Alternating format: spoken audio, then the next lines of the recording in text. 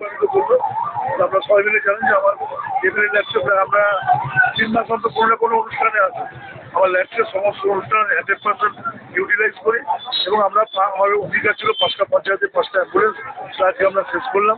এবং আমরা জানেন অনেক কোনো কবরস্থান, অনেক কোনো বিদ্যালয়, এমনকি কলেজ সব থেকে বড় কাজ দুটো আমাদের হাসপাতাল, একটা গ্রামের দিকে আমাদের একজনই হাসপাতালে আমরা একটা আল্ট্রাসোনোগ্রাফি দিয়েছি, রামপুর হাসপাতালে আল্ট্রাসোনোগ্রাফি এবং আপনার ডায়ালিসিস মেশিন, যেটা প্রসিকিউরি স্বাস্থ্যমন্ত্রী উদ্বোধন করবেন। তাই প্রতি এতেই আমরা চেষ্টা করেছি কাজের মধ্যে দিয়ে মানুষের কাছে খেলার মাঠ বৈচিত্র্য আছে আমাদের এবং আমাদের জেলার মধ্যে। আমাদের এমএলএ ল্যাবসের বৈচিত্র্য আমরা একটি পরিকল্পনা করে সবাই কাছ থেকে নিয়ে আইন মেনে নিয়ম মেনে এমএলএ ল্যাবসের গাইডলাইন আছে সেটা মেনেই আমরা করেছি।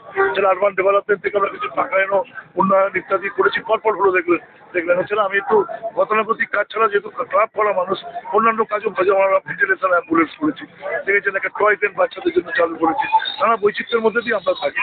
আমার সামনে সুমন কাঞ্জিলাল অত্যন্ত আমাদের পাবলিক অ্যাকাউন্টস কমিটির চেয়ারম্যান এবং আলিপুরদুয়ারের বিধায়ক, তিনিও আছেন, তিনিও আজকে অনুষ্ঠানে এসেছেন আমার আমন্ত্রণে, তিনিও এসেছেন, এসে অনেকক্ষণ ধরে সময় দিলেন, তারপর আমি স্বাগত জানাই। মলয় ঘটক তিনি ছিলেন, তিনি ছিলেন, সমস্ত আমাদের এই গ্রাম পঞ্চায়েতের সকল মেম্বার, আমাদের রাজারহাট পঞ্চায়েত সমিতির সব কর্মাধ্যক্ষ, সব প্রধান সবাই উপস্থিত থেকে একটা অঙ্গনওয়াড়ি এবং এমনকি কর্পোরেশনেরও আমাদের 3 জন প্রতিনিধি তারাও ছিলেন, তাদের লাগোয়া বলে তারাও ছিলেন। সকলের থেকেই সুন্দরভাবে পরিষেবা হলো।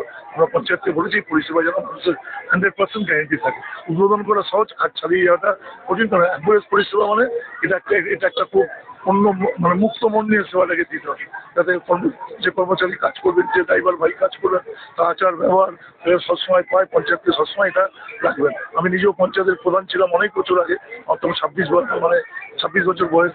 আমি প্রথম অ্যাম্বুলেন্স করি তো জনপ্রিয়তা অর্জন করি। আমি সেটাকে অ্যাম্বুলেন্স নিয়ে আমরা তখনকার দিনে অ্যাম্বুলেন্স করা মানে বিরাট ব্যাপার, কিন্তু এটা চালাতে হয়। এখানে রাত্রির ভিত্তিতে আমরা উপস্থিত, আমি সাইকেল নিয়ে চলে আসতাম যে চলুন এই অ্যাম্বুলেন্স ডেকেছি। তখন ফোন এত আমাদের মোবাইল ফোন ছিল না, আমরা সেগুলো করে বিষয় থেকে সবাই আজকে খুব ভালো লাগলো।